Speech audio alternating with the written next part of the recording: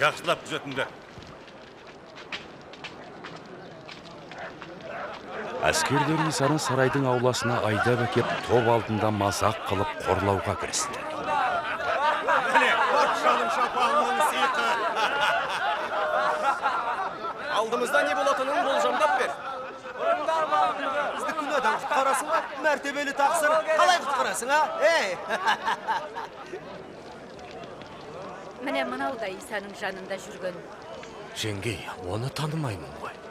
Оларды бірге көрген.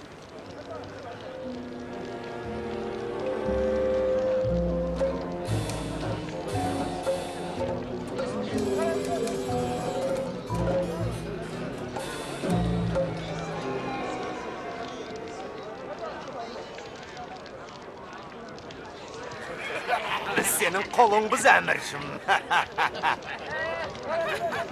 Біреуге кіріптар боп жаутан қаққан қалай болады екен? Сен де солардың бірісің. Жоқ, мен емеспін.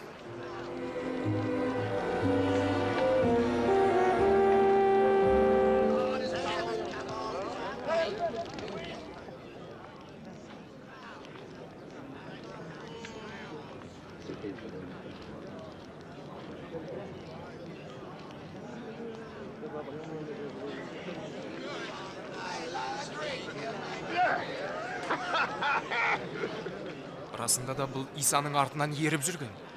Өзі де Галилеялық қой. Ей, кетші, не деп тұрсың? Не айтып тұрғаныңды түсінбеймін.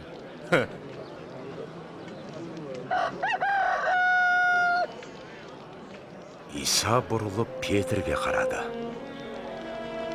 Сол кезде Петр Исаның таңға әтеш шақырғанша мені танымаймын деп 3 рет менен танасың деген сөзін есіне алды.